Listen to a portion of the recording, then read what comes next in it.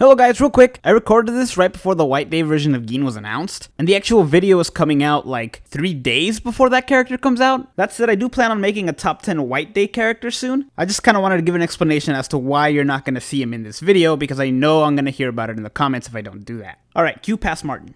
This video is brought to you by these YouTube members. Thank you guys so much for your continued support. Hello everyone and welcome to the top 10 power characters on Bleach Brave Souls. Now power is an interesting attribute, because in my opinion, it actually has the best characters in the game right now. That's not to say it has the best character, because we all know who that is right now, but it is the attribute that has the most characters that just have amazing kits. As always, please keep in mind this is my opinion, and this is the internet, so of course opinions will vary, but with that said, let's begin. 私のシュリフトは B、ザ・バランス。我が身の不運はさらなる不運としてお前に降り注ぐ。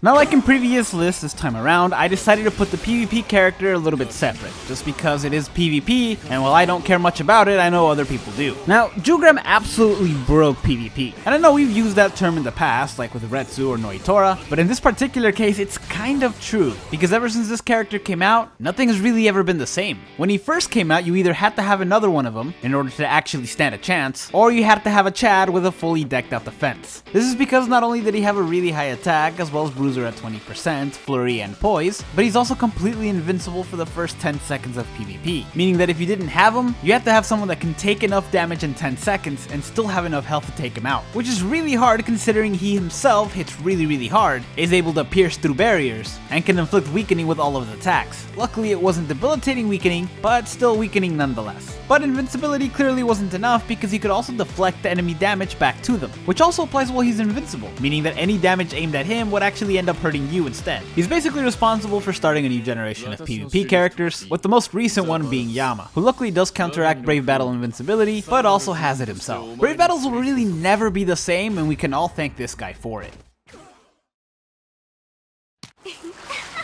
マユリ様にご満足いただけるでしょうか。もう少しだけいいですよね。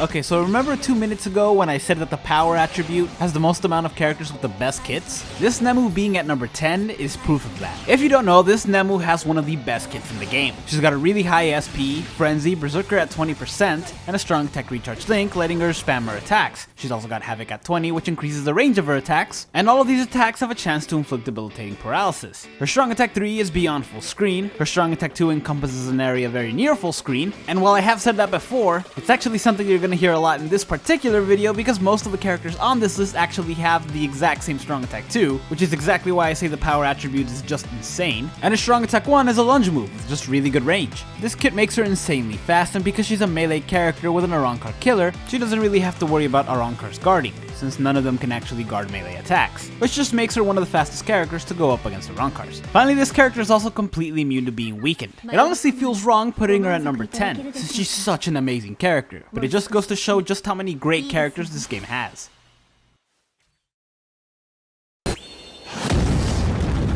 報告しておく。殺すに足りぬゴミでした。と。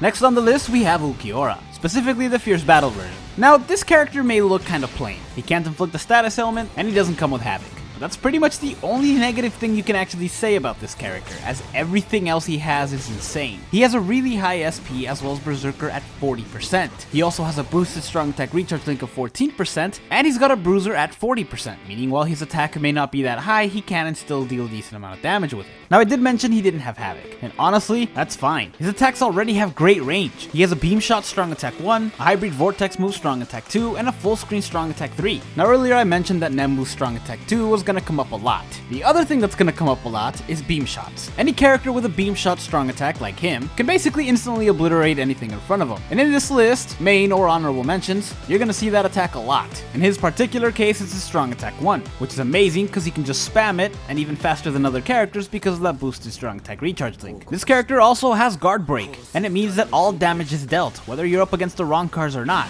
This also makes him a pretty fast character despite not having Havoc. Finally, his special, in addition to dealing a lot of damage, damage thanks to devastation being at 60, it also applies weaken defense, making it really useful in a variety of situations. I won't lie, I do prefer Nemu to him, I think she's more fun, and I like my paralysis. But the access to the beam shot strong attack 1, and the fact that you can't guard against any of his attacks, definitely gives her a run for her money.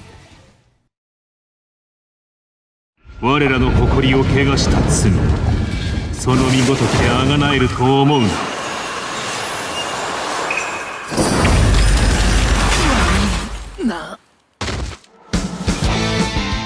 Next up, we have the Spirit Society version of Yakuya, one of the most sought after seasonals of all time, and for very good reason. He has a really high SP, as well as a strong attack recharge link, Berserker at 20%, and Frenzy. Why I switched the order of how I say these is beyond me, just go with it. Now, while both Ukiora and Nemu had great kits, the one that Byakuya has, among others, particularly in the power attribute for some reason, is definitely the fastest when it comes to PvE, and definitely helped by the fact that he has Havoc at 20. He's got a Beam Shot Strong Attack 1, a Strong Attack 2 that encompasses an area near full screen, similar to Nemu's, and a Strong Attack 3 that's beyond full screen. This is about as good as it gets before getting into some really crazy anniversary stuff, and it can make for some really fast runs. All of these attacks can also inflict debilitating freeze, and his normal attack can also inflict debilitating freeze. While it may not deal that much damage, it's actually quite useful. You won't ever have to use it much since his Strong Attack and Recharge Link allows him to spam his attacks, but each of his normal attacks hit twice, increasing the chances of inflicting the freeze. Topping things off, he's also completely immune to being poisoned. Now, truth be told, Ukiora actually does deal more damage, since he has Berserker at 40 and Byakuya only has it at 20. But Byakuya has a much wider reach, can inflict freeze, and has the superior killer.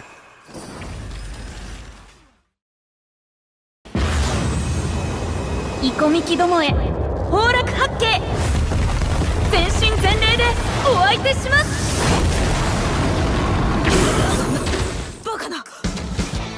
Next up, we have the power version of Hikone. Hikone has a really high SP, as well as Frenzy and Berserker at 20%. He's also got a strong attack recharge link, letting him spam his attacks. You're gonna hear that a lot.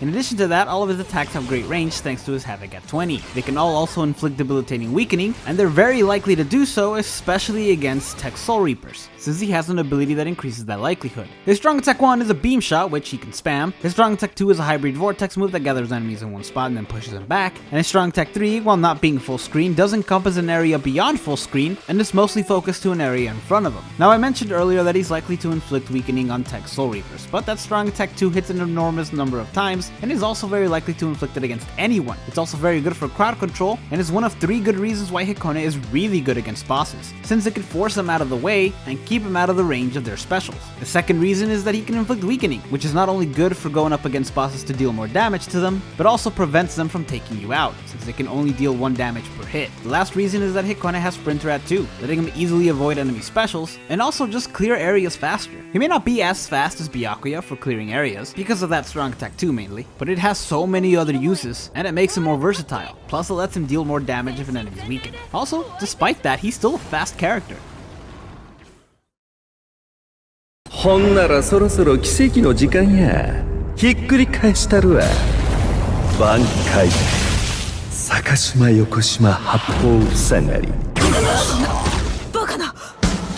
I really like this Shinji special, to the point where I hope that this explanation goes on long enough that I get to put it in there a second time, though it's kind of hard to say if it will or not, because his kit can be very easily summarized. You remember Byakuya from like 2 places ago? It's basically that. He has the exact same kit: Beam Shot Strong Attack 1, Near Full Screen Strong Attack 2, Beyond Full Screen Strong Attack 3. Like Byakuya, he also has a really high SP, Berserker at 20%, Frenzy, Havoc at 20, and a Strong Attack Recharge Link. He also has a Soul Reaper Killer like him. They are very similar characters, is what I'm getting at, which is not a bad thing just because they're both really good characters. That said, Shinji does have a higher damage potential, which is why he ended up higher on the list. In addition to that Berserker of 20%, he also has an ability that increases the amount of damage that power captains deal with their strong attacks by 20%, effectively letting him deal 40% more damage with his strong attack before Frenzy just by existing, the equivalent of a plus 40 Berserker. He can also inflict debilitating confusion with all of his attacks, and while yes, confusion isn't the best status element, it does come in handy for him, since he has another ability that increases the amount of damage dealt to confused enemies by 40%. This includes his normal attacks and his strong attacks, and pushes that 40 to now 80 before Frenzy, which is a lot of damage, and something that's pretty much guaranteed with the special since it automatically inflicts confusion. Honestly, in my head, Shinji, Byakuya's, and Hikone's spots kind of switched around a bit. They are kind of circumstantial after all, and I'd say they're a prime example of how top 10s are really just opinions. もっと俺を憎め。そうすればお前も強くなれる。ほらどうした。 Next up, we have the new version of Kokuto. I personally like the design of the old one better. I think he looked like Discount Kakashi, but still cool. But his half spaghetti hair look is a decent trade-off for what we ended up getting with this guy. Like pretty much everyone else on this list, he has a really high SP, a strong attack recharge link, and frenzy. He's also got Berserker at 20% and Havoc at 20%. Now this alone, you know he's already going to be a good character. Fast since he can spam his attacks, and with great range thanks to the Havoc at 20. But would you believe me if I also told you he had an insane kit? In the power list? I know, crazy. Like both Byakuya and Shinji and Nemu, he has a beyond full screen strong attack 3 and a strong attack 2 that encompasses an area very near full screen. Like Byakuya, Shinji, Hikone, and ukiora, he also has a beam shot strong attack 1. Though his is a bit different. This is because his is actually wider and hits enemies that the others just can't. That said, to compensate for this, they did make it not go as far as theirs, which I think is a fair trade. All of his attacks have a chance to inflict debilitating weakening, and they will always deal the max amount of damage thanks to his guard break, which just adds to his speed, which was already insane. Finally, he's also one of the most sought after characters, not just because he's really good, but because he's also a link slot character. デスガロ食らいやがれ。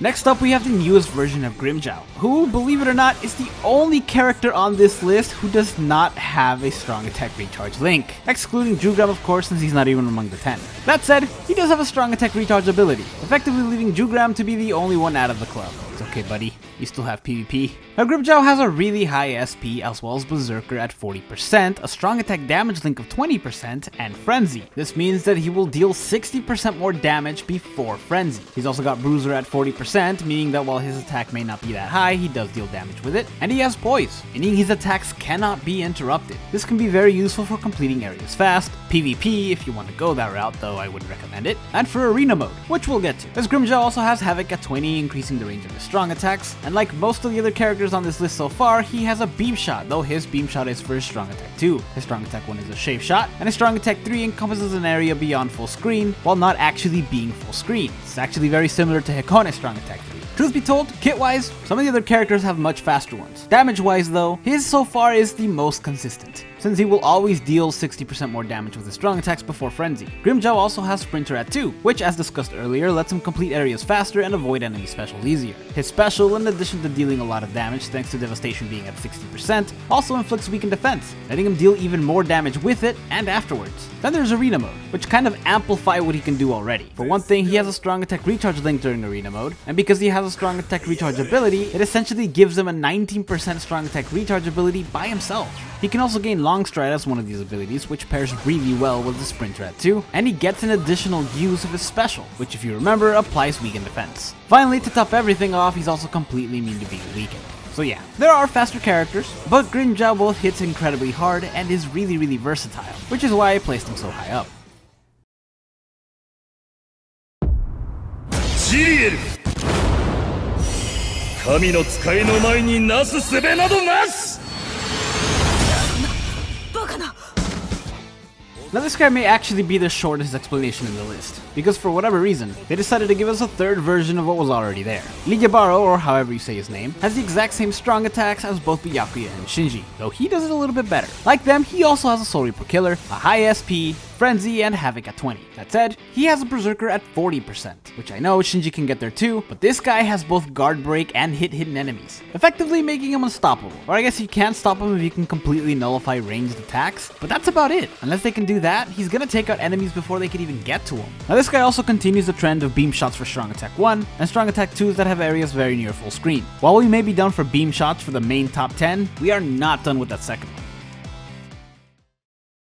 俺にできるのは全ての力をこの斬撃に込めることだけだ。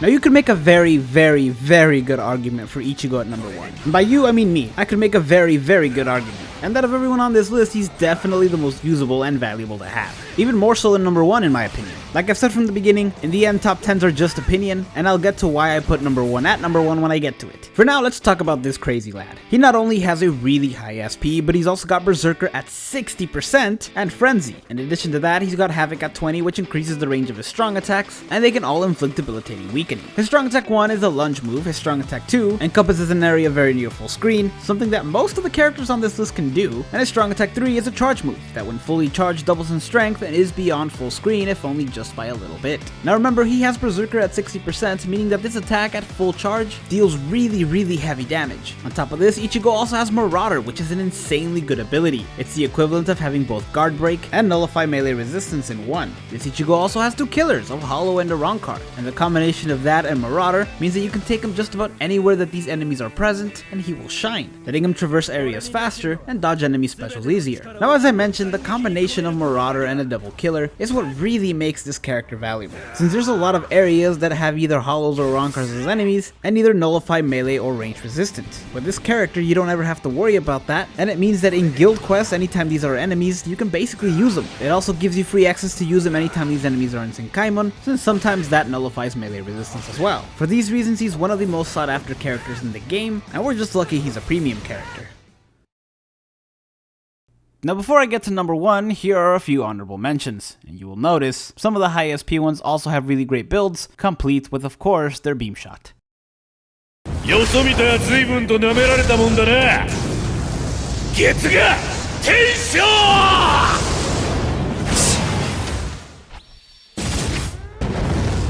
闇の中じゃろうと関係ない。